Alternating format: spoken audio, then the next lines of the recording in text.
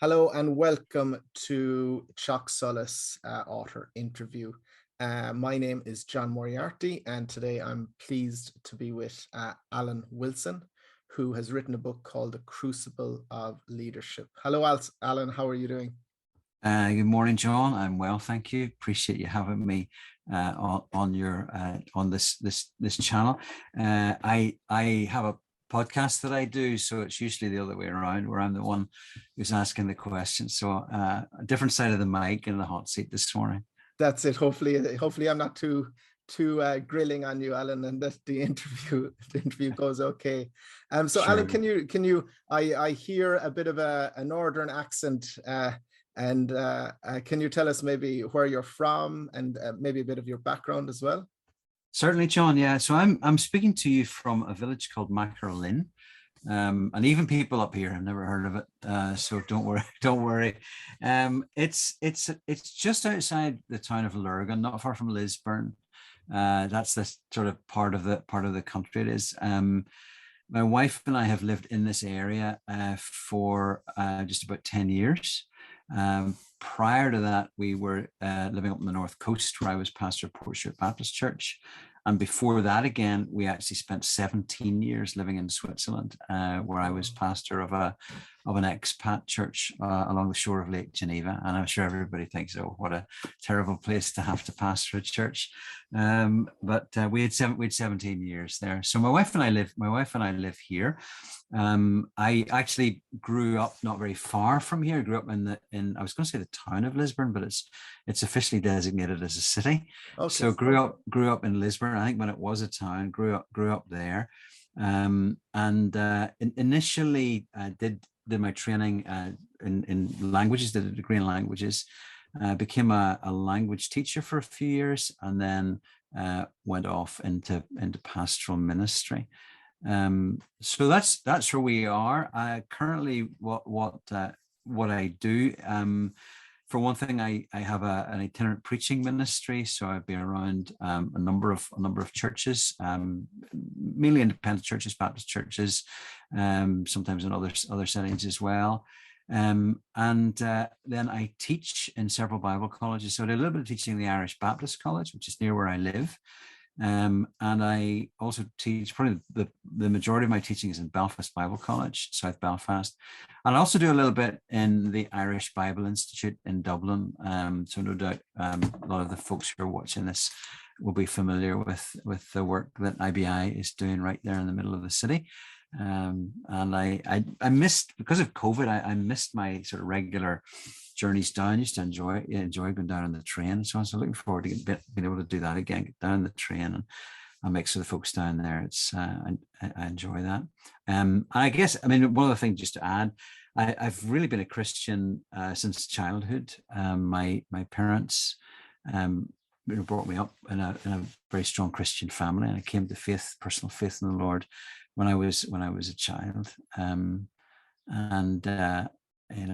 I've not been always.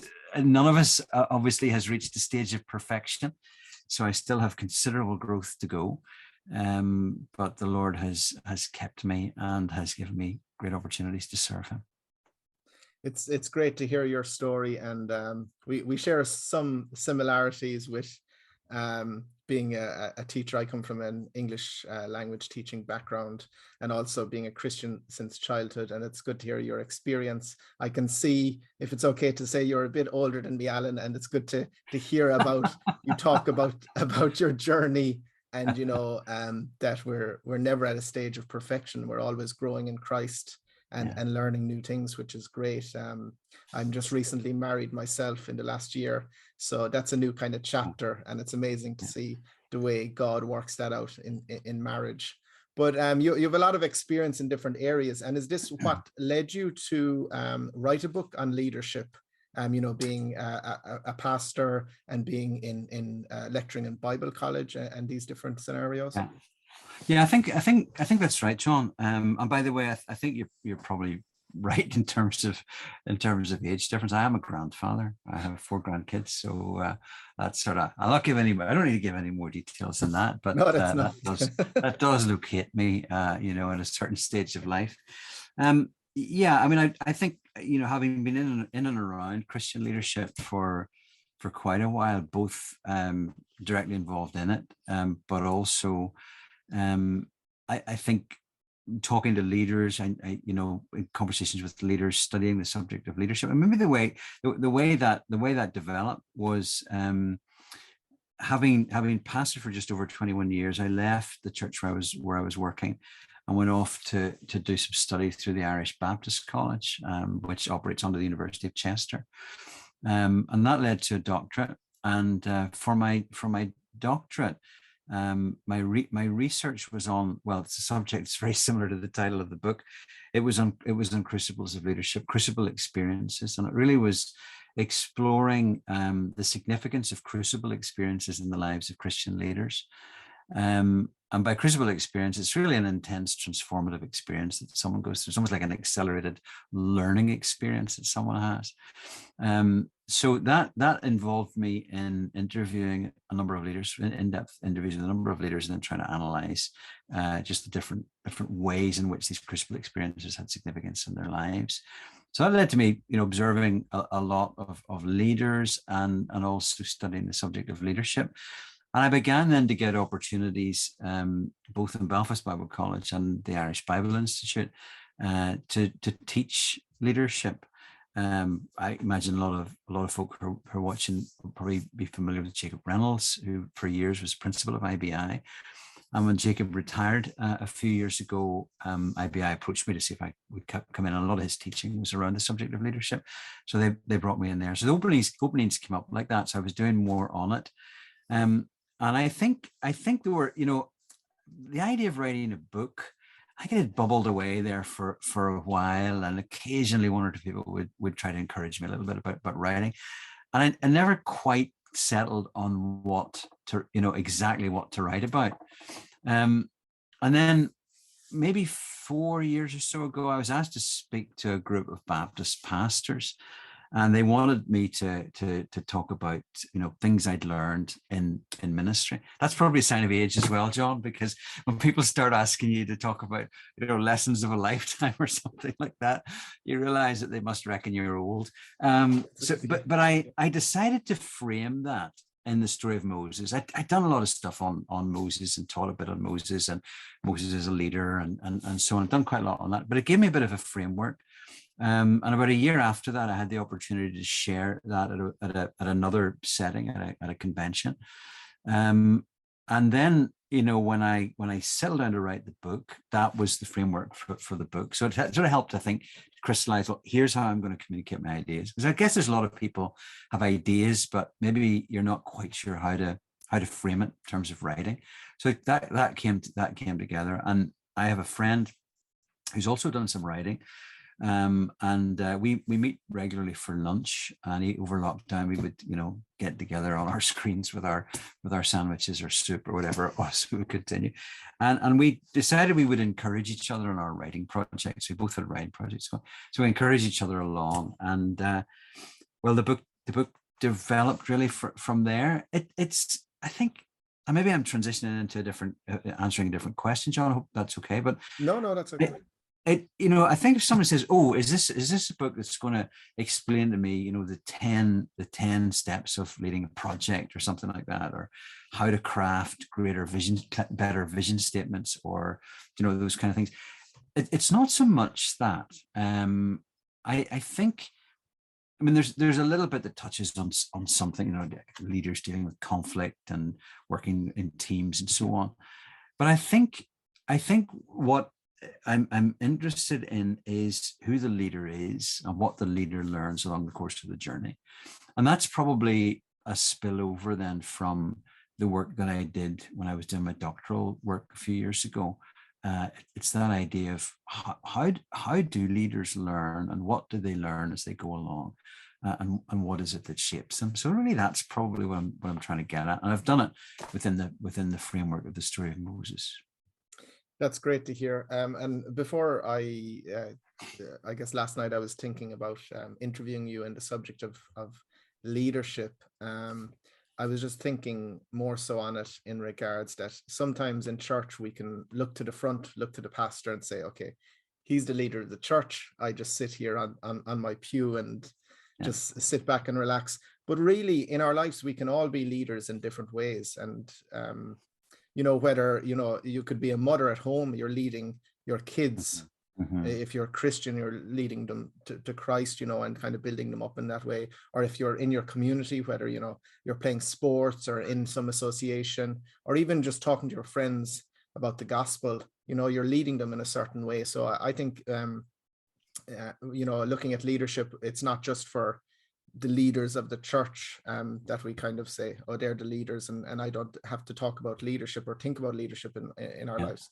But I think we can all be part of leadership and within our community, within our groups. Would you say is this book open to everyone, or is it just for church leaders, or what kind of audience did you kind of gear it towards? It's a great question, John. And this is where, obviously, if I want to sell more books, I'll probably need to say, oh, it's going to be relevant to everybody. I think, and my wife has read it, and my wife reckons that there's much of it. So there's an unbiased opinion for you. There's much of it that is relevant to any Christian. Think of it like a bullseye and a target. And I think the people who I think will resonate most with it are probably going to be people who are in church or ministry leadership. I think that's the folk. Anybody who wants to understand them and understand what the leadership journey looks like, I think they're going to benefit from it. But I think because of the nature of the lessons that leaders learn, that I talk about leaders needing to learn these things along the course of the journey, because of the nature of them, many of them are things that any Christian needs to come to terms with. So the first chapter, for example, the first main chapter, talks really, it says wise leaders understand that they don't get there by themselves. And it explores the idea that all of us reach whatever stage we're at in life. And there are loads of people who have had input into our lives and who've influenced us and shaped us in one way or another. Now, I've come at that from the perspective of leaders, but it's true of anyone, and it's true of any Christian. The people who shared the gospel with us, the people who modeled what it was to live for Christ for us, people who encouraged us. And the chapter explores some of that, and then hopefully it's an invitation to people to think about, well, what does that look like for me? There's stuff on leaders cultivating the next generation, and I think whether you're a leader formally or not, there's something you can be doing in relation to that. So I would say, think bullseye. There are some people who are going to really resonate with a lot of this stuff, but I think there's relevance for a lot of people beyond just people who are formally designated as leaders. That's great to hear. And just because the book is not coming out till next month, so it's coming out June 17th. Am I right in saying that, Alan? June 17th. I have my copies here, which the courier managed to deliver. Courier managed to deliver them last week to the wrong address, but thankfully the person who lived at that address had the kindness and ingenuity to go and Google me, and was able to track me down. I think he was kind of mystified as to why there were 6 large boxes left at his house. So yes, I have my advanced copies of it, but the official launch date of it is the 17th of June. So that's 5 weeks away from the time that we're talking. And I know, John, you'll be having it you've got it available on your website, and people can pre-order it today, and we'll put the links on below this interview as well. But you can go to teachsolas.ie and pre-order it as well. Yeah, no, that would be great. And I just say as a writer, there are obviously a number of outlets, some of which we'll not name on this here. That's okay. But I think again, folk who want to get a copy of the book, if you do have access to a local Christian bookshop, then that does that helps tremendously the ministry of the bookshops, if you can go and buy it there. So go there before you go to anywhere that's named after a river in South America. That's it. Yeah. And it does obviously make a difference to us, if people buy from us. And I guess Christian bookshops, it is a ministry itself. And, we're trying to cater for Christians throughout Ireland. Teach Solas, that was kind of the vision. And just be connected to the churches as well, and bring good quality books. We do have, we have to kind of draw the line sometimes, but that's that. I'm But glad that's a I'm glad I connection. made it. I'm glad I made it, John. Sorry, Alan.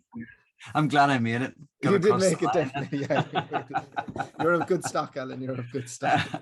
And by the way, Teach Solas, I think for any of my fellow Northerners who may not have been learning Irish, that actually it looks like Teach Solas. Yeah. Yes, So and we've had a few people contacting us, even from outside of Ireland, and say Teach Solas, and we're okay with that because the 5 solas, and yeah, Teach Solas is okay. So that's the way it's spelled: TEACHSOLAS. Yeah, and just to let people know, it means lighthouse. So Teach, TACH, is house in Irish, and Solas is light. So the lighthouse, right. because I guess Ireland was known for, as a nation, of sending out missionaries and being a lighthouse to Europe in the Middle Ages and stuff. And we can be that again as an island. We can be a light and looking out, and trying to bring the gospel to all the corners of the world, starting with Ireland, of course. And just talking about bringing the gospel, and we are a bookshop. I've asked you, Alan, just maybe if you could recommend some books, because it's great to hear from authors and Christian leaders of what they would recommend to people. Sure. Yeah. I mean, I've pulled a few here off my shelves, but let me mention one that I haven't pulled off my shelf. And I have it as an ebook. I hope that's okay. I have it as an ebook. And Andrew Wilson, who's no relation. Andrew Wilson, God of All Things. Yeah.